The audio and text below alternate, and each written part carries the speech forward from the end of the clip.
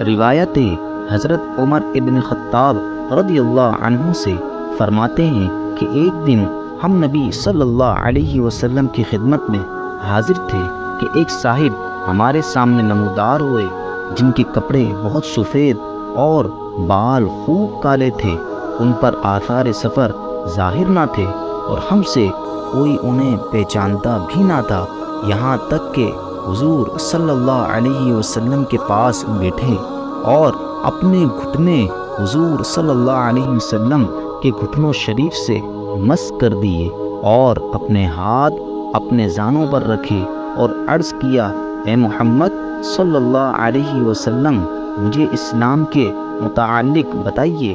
فرمایا کہ اسلام یہ ہے کہ تم گواہی دو کہ اللہ کے سوا کوئی معبود نہیں اور محمد اللہ کے رسول ہیں، اور نماز قائم کرو، زکوٰۃ دو، رمضان کے روزے رکھو، کعبہ کا حج کرو اگر وہاں تک پہنچ سکو۔ عرض کیا کہ سچ فرمایا۔ ہم کو ان پر تعجب ہوا کہ حضور سے پوچھتے بھی ہیں اور تصدیق بھی کرتے ہیں۔ عرض کیا کہ مجھے ایمان کے متعلق بتائیے۔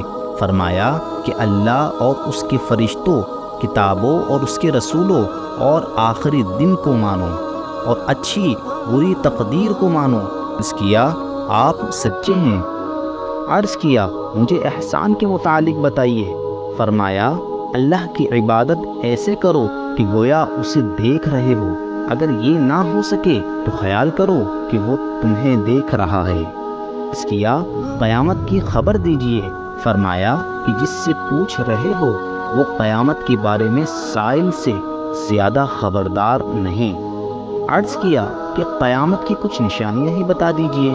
فرمایا کہ لونڈی اپنے مالک کو جنے گی اور ننگے پاؤں ننگے بدن والے فقیروں بکریوں کے چرواہوں کو محلوں میں فخر کرتے دیکھو گے۔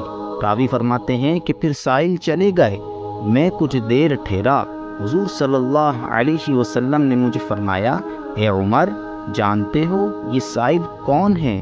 میں نے عرض کی اللہ اور رسول جانے۔ فرمایا یہ حضرت جبرائیل تمہیں تمہارا دین سکھانے آئے تھے۔ اور ابو ہریرہ رضی اللہ عنہ نے تھوڑے اختلاف سے روایت کی کہ ان کی روایت میں ہے کہ جب تم ننگے پاؤں ننگے بدن والے بہروں گونگوں زمین کا بادشاہ دیکھو، قیامت ان 5 میں سے ہے جنہیں خدا کے سوا کوئی نہیں جانتا۔ پھر یہ آیت تلاوت کی کہ قیامت کا علم اللہ ہی کو ہے، وہی مینا برساتا ہے۔